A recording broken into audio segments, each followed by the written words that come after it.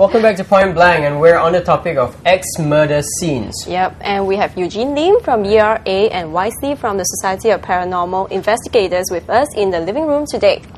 Yep. So, we've heard from the neighbors of these murder victims, but what do the men on the street have to say? Yeah, so Yvonne has actually sussed out the matter with residents at Yishun, a neighborhood that has come under the limelight because of a recent triple murder that happened at Avenue 11. So let's have a look at what she has gathered from the ground. People have been murdered in an area in Yishun. How does that make you feel as a person who lives in Yishun? Are you worried? Are you scared? Not that much, but don't feel like also. We think it's not safe staying around here. So the government must take action to look into the matter of seeing what's the things going on. I stay near the flat only because I stay at 321, which is closer to the place where the murder actually happened. So that much, it does not affect that much actually. A little bit apprehensive because we still have people who dare to do this type of things. Anything happen, I will check each area. In this area also. Would you actually live in a flat that you knew once that people have been murdered in? No, definitely not. I would do a thorough check before I even purchase the flat. No lah. Why not? Scared. But there was an article sometime back in the Straits Times whereby they talk about how tenants were being spooked by all these hauntings. It's good to check, before you even purchase or rent a flat. I wouldn't say I'm that superstitious, but things do happen, So it's better to be safe than to be caught in a situation whereby you need to deal with all these things. Would you yourself buy a flat where you knew that people have been murdered in it before? I think it's one-off thing, It's a one-off thing, so I won't be too concerned about that. So you would buy a flat even if you knew people have been murdered in it before? Oh yeah, I would. So that flat where the 3 women have been murdered, you would buy that flat? Not really if I had a choice. No, not really. Not really if I had a choice. Okay, so what are your concerns? Maybe it's more concern for the neighborhood. So you're talking about security and safety? Yeah, that's right. 治安那方面呢，你会担心吗？也不可能是担心吧，会担心吧，因为新加坡的治安很好，也是偶尔出来像杀人的，这是避免不了的，偶尔的哈，因为新加坡治安很好。你肯不肯买一栋房子？你知道人家已经被在里面被谋杀过，有人在里面死过的，为什么呢？因为感觉很可怕吧，因为好像是在我们中国就像有那么一句话，死过人的房子，大多数都不喜欢住吗？都觉得好像是不吉利那种感觉吧。Okay. 如果换的是我就不可能在宜春买的一连杀3个人的房子。Should not be a problem. It's clean up. The proper way, correct way, then it should not be a problem. Would you live in a flat that you know that someone has been murdered in there before? Would you buy it? No. 100% cannot. Cannot sell it. That's the main reason we have. Do you feel that it will bring down the price of that property? Yeah, I think it will, because I think generally Singaporeans are more superstitious. Unless nobody knows. If they know, of course they won't buy the house. Especially for foreigners, they don't know. If for Singapore, of course they know about the news, they won't buy the flats. What if the property agent really slashed that price of that flat? Then you have to be careful that, it really would highlight that something is not right. And then think you need to be suspicious about it and do a bit of a homework. Would you buy a flat even if it's really, really cheap? I would be very cautious about it and I would be suspicious, so I will really dig into the history of that. But I think, that being said, there will still be people who would definitely not mind, purchasing it. I think there will still be. If I really need a flat in the area, I guess I will. 不是我们杀的，为什么不敢住，不敢买？你为什么你不怕呢？怕什么？我们没有做亏心事，怕什么？ I don't know whether she's scared or not, by doing this. I think there was a very interesting point, by the way, in the VT about how when there's a cheap place, people tend to get suspicious about it. And there's good reason to be. I mean, some of the people that I interviewed when I was doing Supernatural Singapore did say that the places they got were cheap, and hence after that, problems started to arise. Okay. Do you find that to be true in your experience? It's possible. It's possible. Okay. But of course, like what you mentioned, before you buy something, you have to do a thorough check. Okay. Well, Cervantes made a point there. How does one do a thorough check?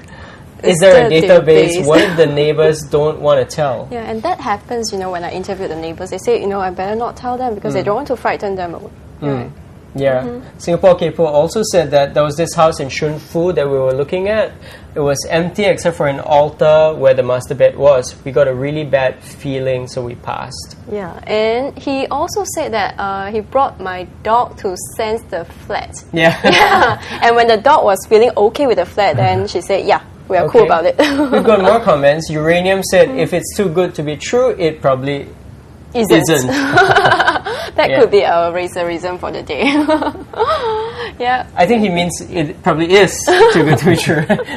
Yeah. Okay.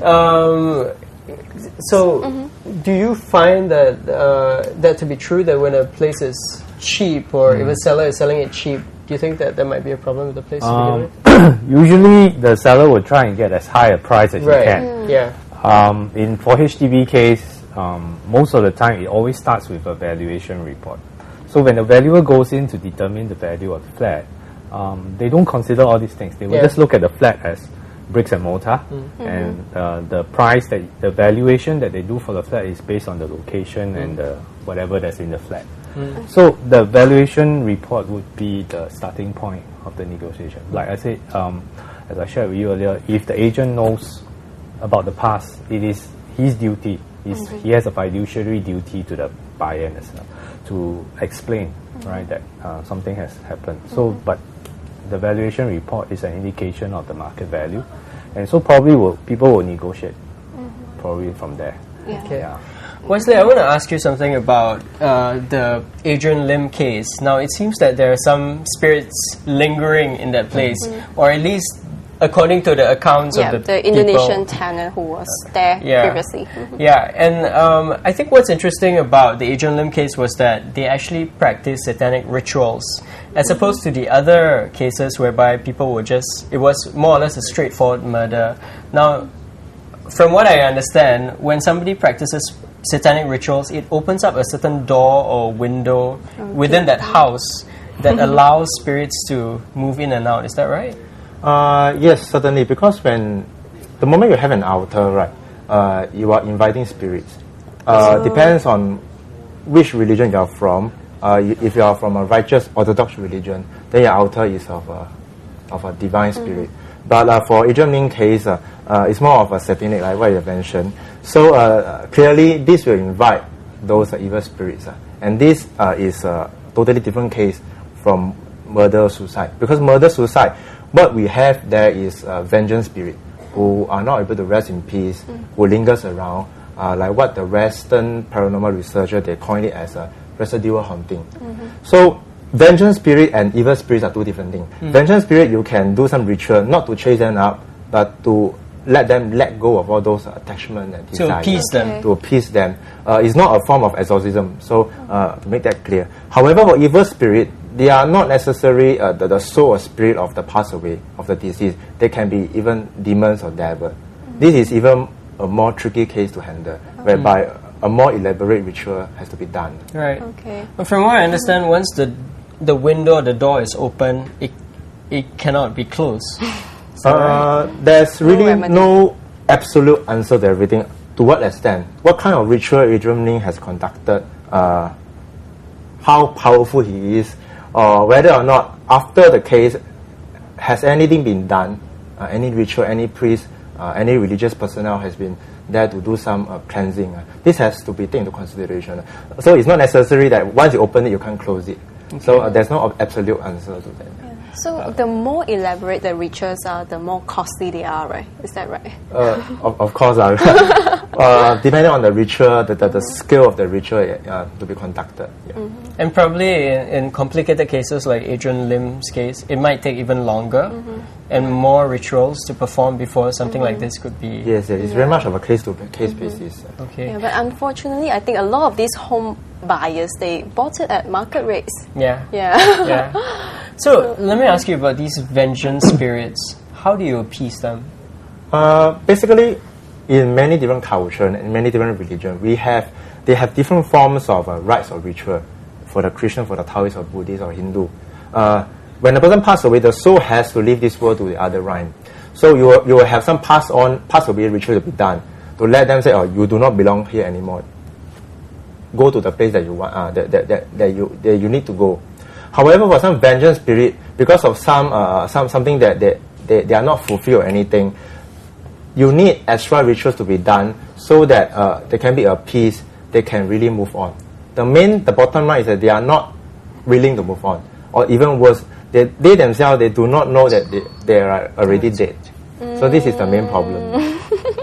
Okay, so in case if you are wondering if HDB can alleviate your concern so that you won't end up buying an ex-murder scene, here's a reply to this issue.